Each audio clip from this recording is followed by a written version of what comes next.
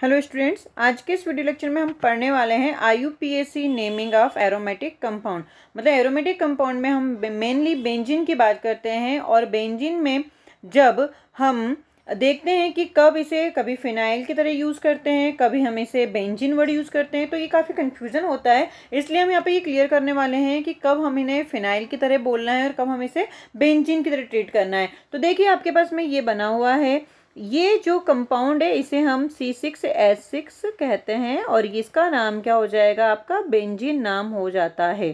पहली बात, अब आपको ये चीज़ ध्यान रखनी है कि जो बेंजीन है वो इसी का दूसरा नाम फिन भी होता है। क्या नाम है इसका? फिन। तो मतलब फिन से डिराइव हुआ है बेंजीन। जब इससे आप एक हाइड्रोजन माइनस कर देते हो तो आप इसे C6H5 लिखते हो। क्या लिखते हो? C6H5। तो हम इसे क्या बोलेंगे? फिनाइल बोलेंगे। अब ध्यान ये देखना कि जब भी हम साइड चेन की तरह इसे ट्रीट करेंगे तब हम इसे फिनाइल बोलेंगे, और जब हम इसे पेरेंट चेन की तरह ट्रीट करेंगे तब हम इसे बेंजीन बोलेंगे। सिंपली ये चीज़। तो अब बात ये आती है कि कब हम इसे साइड चेन की तरह ट्रीट करें और कब हम इसे आपकी पेरेंट चेन की तरह ट्रीट करें। तो उसके लिए क्लियर एक चीज़ देखते हैं कि अगर मेरे पास में सपोज कि ये एक बेंजीन रिंग है और उससे कोई ओपन चेन लगी हुई है, लेकिन वो ओपन चेन एकदम सिंपल है, सिंपल ओपन चेन है, और सिंपल ओपन चेन से यहाँ पे मेरा मतलब है कि उससे कोई भी सब्स्टिट्यूएंट नहीं लगे हैं, नो सब्स्टिट्यूएंट। अब कौन कौन से सब्स्टिट्यूएंट? एनी सब्स्टिट्यूएंट, चाहे वो हेलोजन हो, मल्टीपल बॉन्ड हो, फंक्शनल ग्रुप हो। आप अगर यहाँ पे किसी भी तरह का कोई फंक्शनल ग्रुप या किसी का तरह सब्स्टिट्यूएंट या मल्टीपल बॉन्ड ऐड नहीं करते हो तो ये मेरे लिए साइड चेन होगी, और आपका जो C6H6 मतलब ये जो वाला पार्ट होगा ये आपका पेरेंट चेन होगा। तो इस पेरेंट चेन में आप इसे बोलोगे बेंजीन, और यहाँ पे जो साइड चेन है according to number of carbon atom आप साइड चेन का नाम लिखोगे। तो इसका नाम यहाँ पे क्या हो जाएगा? 3 कार्बन्स हैं, तो हम इसे लिखेंगे प्रोपाइल और बेंजीन। ये सिंपल है। अब और एग्जाम्पल लेते हैं, जैसे कि यहाँ पे आपके पास में CH3 लगा है। CH3 है मतलब मिथाइल है, और आपको पेरेंट चेन में इसे मानना है, तो इसका नाम क्या लिखोगे? बेंजीन। तो नाम क्या हो जाएगा इसका? Methyl benzene. मिथाइल बेंजीन का एक और कॉमन नेम है जिसे आपको याद रखना है, क्योंकि ये इसे टोलुइन के नाम से ज़्यादा जाना जाता है। इतना समझ में आया? अब देखो, अगर कार्बन आपके पास में बेंजीन के ऊपर अगर एक CH3 लगा है तो उसे हमने टोलुइन बोला, लेकिन अगर आपके पास में बेंजीन से 2 CH3 ग्रुप अटैच्ड है तो इसे हम जाइलिन बोलते हैं कॉमन नेम में। अब बात ये आती है कि ये जो CH3 इनकी पोजीशन चेंज भी हो सकती है।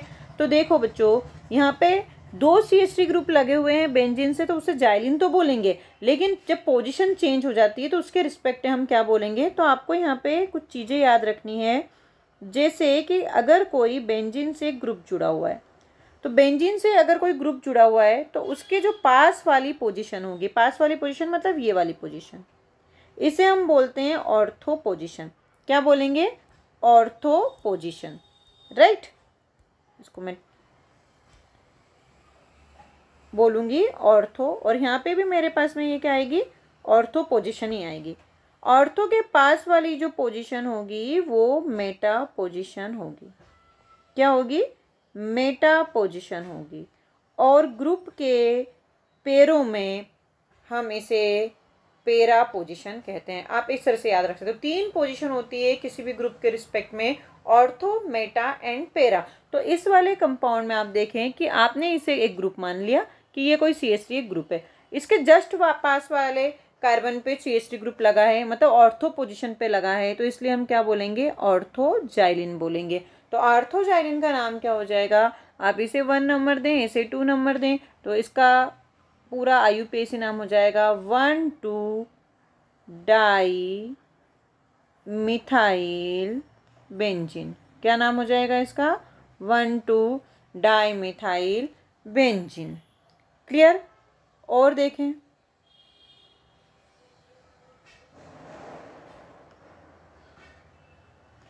ये आया। अब देखें कि इसका कौन सी पोजीशन पे CH3 ग्रुप लगा है, मेटा पोजीशन पे लगा है, तो इसका क्या नाम हो जाएगा, जाइलिन तो रहेगा, लेकिन पोजीशन के रिस्पेक्ट में हम इसे क्या बोलेंगे, मेटाजाइलिन। तो मेटाजाइलिन का IUPAC नाम क्या हो जाएगा, यहाँ पे 1 है, यहाँ पे 2 है, यहाँ पे 3rd पोजीशन पे है, तो इसका नाम हो जाएगा 1,3 डाइमिथाइल बेंजीन। क्लियर है? अगर आपके पास में CH3 के पैरों में एक CH3 लगा है तो हम इसे क्या बोलेंगे, पैराबेंजीन। और पैराबेंजीन में पैराजाइलिन, पैराजाइलिन। अब तो इसका आपका IUPAC नाम क्या हो जाएगा, 1,4 डाइमिथाइल बेंजीन। सिंपल है। अब अगर मेरे पास में अगर कोई साइड चेन लगी है जैसे, लेकिन उसमें कोई सब्स्टिट्यूएंट है, जैसे मैंने यहाँ पे Br लिख दिया, ठीक है, तो अब आपका जो बेंजीन वाला पार्ट है, ये बेंजीन वाला पार्ट मेरे लिए अब पेरेंट चेन नहीं होगा, ये साइड चेन होगा। और अगर ये साइड चेन होता है तो इसके लिए हम क्या वर्ड यूज़ करते हैं, फिनाइल वर्ड यूज़ करते हैं। ठीक है, तो अब देखिए इसका नंबरिंग किधर से करेंगे, हम इसे 1 नंबर देंगे, इसे 2 नंबर देंगे, क्योंकि 1 पे 2 सब्स्टिट्यूएंट आ रहे हैं। नाम क्या हो जाएगा, इसका IUPAC नेम हो जाएगा 1 एंड 2nd पोजीशन पे 2 ब्रोमीन ग्रुप लगे हैं, इसलिए 1,2 डाई ब्रोमो। ठीक है, फिर 1 नंबर पे फिनाइल है तो 1 फिनाइल, अल्फ़ाबेटिकली ऑर्डर में ही नाम लिखेंगे इसलिए ब्रोमो पहले आया। और आपके पास में 2 कार्बन है इसलिए क्या इथेन लिख दोगे, तो 1,2 डाइब्रोमो 1 फिनाइल इथेन इसका नाम हो जाता है। और एग्जाम्पल देखते हैं, जैसे यहाँ पे CH डबल बॉन्ड CH2 ऐसा है। अभी भी मैंने कहा मल्टीपल बॉन्ड है, तो मल्टीपल बॉन्ड वाला जो पार्ट होगा वो हमारे लिए पेरेंट चेन हो जाएगा, ये साइड चेन हो जाएगा। और अगर ये साइड चेन हो जाएगा तो इसका फिनाइल यूज़ किया जाएगा, ये 1 ये 2, तो नाम क्या हो जाएगा इसका, 1 फिनाइल 1 फिनाइल, 2 कार्बन है और डबल बॉन्ड है तो इथेन। इसका कॉमन नेम है स्टाइरिन। क्या नाम है इसका, कॉमन नेम स्टाइरिन। तो कभी कभी ये भी पूछा जा सकता है what is the IUPAC name of styrene, तो आपको पता होना चाहिए कि इसका कॉमन नेम क्या है। ठीक है, अब एक एग्जाम्पल और लेते हैं हम। यहाँ पे मेरे पास में CH2 CH2 OH CH3 ऐसा हो गया। ठीक है, तो अब हमारे पास में यहाँ पे OH ग्रुप मतलब मैंने फंक्शनल ग्रुप लगाया है, तो बट ऑब्वियस है कि ये मेरे लिए अब साइड चेन की तरह ही काम करेगा। तो आपको यही समझना है कि कब हमें फिनाइल मतलब बेंजीन वर्ड यूज़ करना है और कब हमें फिनाइल वर्ड यूज़ करना है। नंबरिंग किधर से करेंगे, अब देखो मेरे पास में इधर से 1 2 3 मतलब जो OH है वो आपका कहाँ पे आता है, 2 पोजीशन पे आता है। इधर से भी करूँगी तो 1 2 3 मतलब फंक्शनल ग्रुप की जो नंबरिंग है वो आपकी लेफ्ट राइट या राइट टू लेफ्ट कहीं से भी जाएंगे तो सेम आएगी। इसलिए मुझे अब क्या देखना पड़ेगा, साइड चेन को देखना पड़ेगा।